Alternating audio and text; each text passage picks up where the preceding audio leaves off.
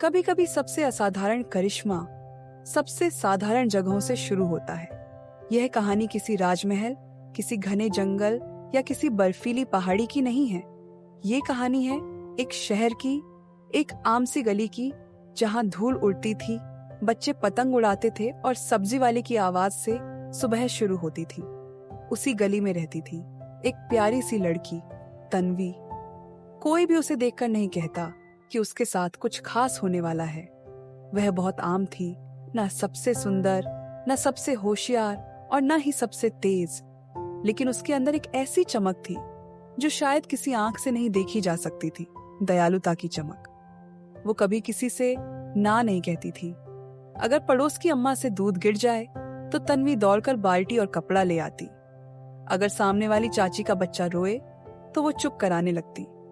अगर किसी के पापा को दवाई लेने जाना हो तो वो मेडिकल स्टोर तक दौड़कर खुद दवाई ला देती। लोग कहते, ये बच्ची बहुत सीधी है, बेवकूफ है, सब इसका फायदा उठाते हैं। आजकल कौन इतना भला बनता है, जमाना अच्छा नहीं है। पर तन्वी को फर्क नहीं पड़ता था। उसे मदद करना अच्छा लगता था। एक दिन मोहल्ले में एक बूढ़ी औरत आई। उनका चेहरा झुर्रियों से भरा हुआ, कपड़े मैले और पैर से खून रिस रहा था। हर कोई उसे देखकर या तो नजर फेर लेता या अपनी दुकान की शटर गिरा लेता, लेकिन तन्वी वहीं थी। उसने बूढ़ी औरत को देखा और बिना एक पल सोचे उसकी तरफ दौड़ पड़ी। उसने उनका हाथ पकड़ा और बोली, दादी, आप ठीक नहीं लग रही हैं, चलिए मेरे घर चलिए, माँ से दवा दिलवाती हूँ।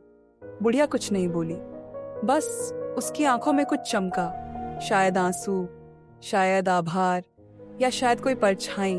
वो 3 दिन तन्वी के घर रही। तन्वी ने अपने खिलौने उसके बगल में रख दिए, माँ से कहकर दूध रोटी भी दी और रात में तकिया ठीक किया।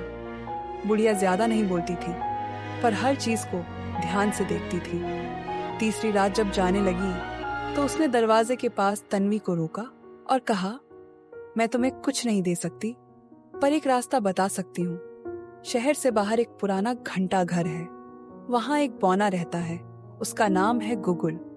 वो कभी किसी से कुछ नहीं बोलता, लेकिन उसके पास एक सुनहरी घंटी है। अगर वो किसी को दे दे तो उस इंसान की एक सच्ची इच्छा पूरी हो जाती है।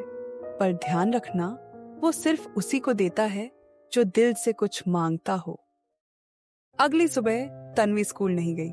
टिफिन में 2 परांठे रखे और माँ से झूठ बोला कि स्कूल वाले ट्रिप पे ले जा रहे हैं, और चल पड़ी उस घंटा घर की ओर। रास्ता सीधा नहीं था, खाली मैदान, सूखे पेड़, टूटे फूटे पत्थर, और उस सुनसान इलाके में एक ऊंचा पुराना सा घंटा घर खड़ा था। जैसे ही तन्वी सीढ़ियों पर चढ़ी, एक अजीब सी सर्द हवा उसके कानों को छू गई। हर कदम पर उसके दिल की धड़कन तेज होती जा रही थी। घंटा घर के अंदर अंधेरा था। दीवारों पर पुरानी घड़ियां थीं, जिनकी सुइयां थमी हुई थी। सीढ़ियों के आखिरी छोर पर एक छोटी सी आकृति बैठी थी, गुगुल। वो बहुत छोटा था, उसकी पीठ झुकी हुई थी और उसके हाथ में थी एक सुनहरी घंटी, लेकिन उसकी आंखें बहुत बड़ी और भावहीन थीं। उसके होंठ सिल दिए गए थे, जैसे कभी किसी ने उसकी आवाज छीन ली हो। तन्वी धीरे से उसके पास पहुंची। उसने गुगुल से कुछ मांगने की बजाय कहा, मैं तो बस आपको देखने आई हूँ। सब कहते हैं आप डरावने हो, पर मुझे तो आप बस अकेले लगते हो। अगर आपको भूख लगी है तो ये देखो, मेरे पास परांठा है, माँ ने मक्खन भी लगाया है। उसने अपना टिफिन गुगुल के आगे रख दिया। गुगुल जैसे ठहर गया हो, उसकी आंखें भर आईं। शायद ये पहली बार था जब किसी ने उसे कुछ दिया था। अब तक लोग उससे सिर्फ मांगने आते थे, अमीरी, सफलता, ताकत, सौंदर्य। उसने धीरे से घंटी हटाई और तन्वी की आंखों में झांक कर देखा। गुगुल ने घंटी तन्वी की ओर बढ़ाई, पर तन्वी ने हाथ पीछे खींच लिया। नहीं, मुझे कुछ नहीं चाहिए। अगर आप आज मुस्कुरा दें तो वही सबसे बड़ी चीज होगी मेरे लिए। और वो मुड़ने लगी। उसी पर कुछ अद्भुत हुआ। घंटी अपने आप हवा में उठ गई, जैसे पूरी दुनिया जाग गई हो। घड़ी की सुइयां घूमने लगी, पुराने पर्दे उड़ने लगे, जैसे एक आत्मा जाग उठी हो। घंटी की आवाज में एक संदेश था, दयालुता वो शक्ति है जो मांगती नहीं, सिर्फ देती है। जिसे कुछ पाने की इच्छा न हो, वही असली हकदार होता है। गुगुल अब मुस्कुरा रहा था। उसने पहली बार अपने होंठ खोले और कहा, तुम पहले इंसान हो जिसने मुझे इंसान समझा। अब तुम्हारी एक सच्ची इच्छा पूरी होगी। तन्वी कुछ देर चुप रही। वो सोचने लगी, क्या मांगे?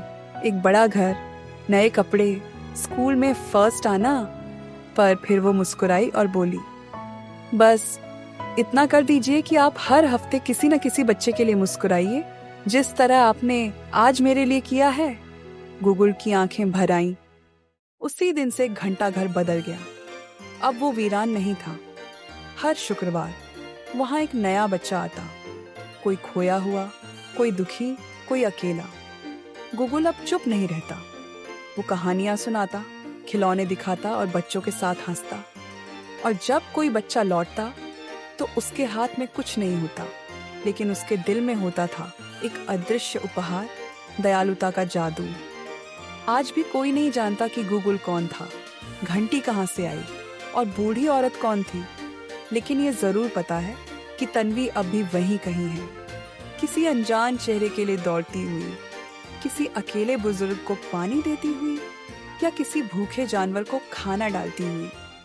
कहते हैं, जब कोई कुछ लिए बिना देता है तो ब्रह्मांड उसके लिए खुद कुछ लौट आता है।